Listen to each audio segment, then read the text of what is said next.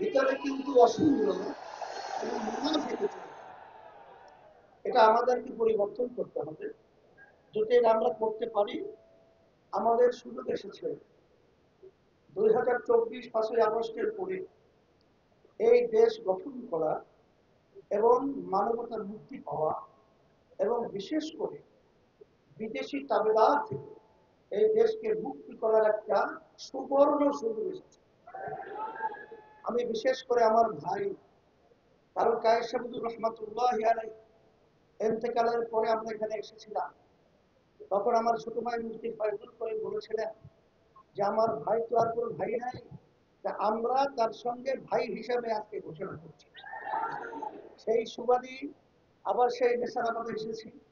আজকে আপনাদের উদ্বেগ উদ্দীপনা, আপনাদের আন্তরিকতা এবং তার যে প্রচেষ্টা, এটা দেখার পরে আমাদের মনোবল আল্লাহর রহমতে আরো বেড়ে যাচ্ছে। আর সবসময় একটা কথা মনে রাখতে হবে, জাতীয় নেতৃবৃন্দ স্টেজে আছে, আলহামদুলিল্লাহ।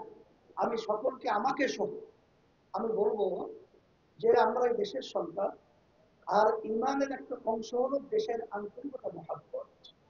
এটা আমাদের ভিতরে যদি থাকে, তাহলে আমার মন বলছে যে সারা দেশে আমি সফর করার পরে আমি যেটা দেখেছি, আজকে মানুষ অধিক আগ্রহে দিন রাত্র সময় মিনিট সেকেন্ড অপেক্ষা করছে যে আজকে যদি আমরা ইসলামের পক্ষে, মানবতার কল্যাণের পক্ষে, দেশের কল্যাণের পক্ষে যদি আজকে আমরা একটা বাক্স পাঠাতে পারি, আজকে বাংলাদেশের ভিতরে ইতিহাস রচনা করবে, বাংলার জমি ইতিহাস রচনা করবে।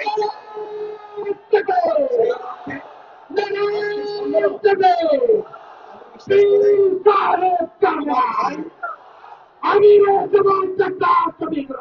বলছিলাম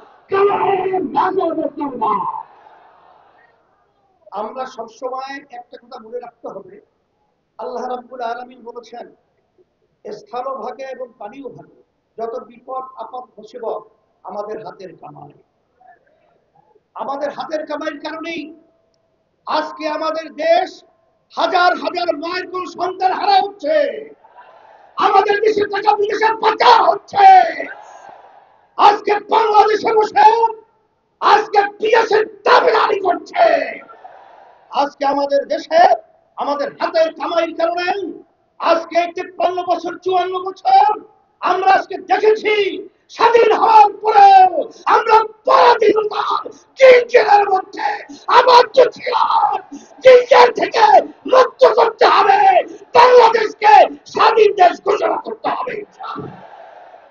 সকলকে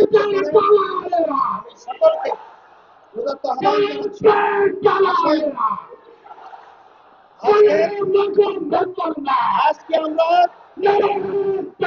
আমাদের আজকে প্রতিজ্ঞাবদ্ধ হতো, আজকে আমরা সবাই একত্রিত এক গলায় আওয়াজ তুলতে হবে, চাঁদাবাজদের জায়গা বাংলার জমিনে হবে না, খুনিদের জায়গা বাংলার জমিনে হবে না, মানবতা বিরোধীদের জায়গা বাংলার জমিনে হবে না ইনশাআল্লাহ।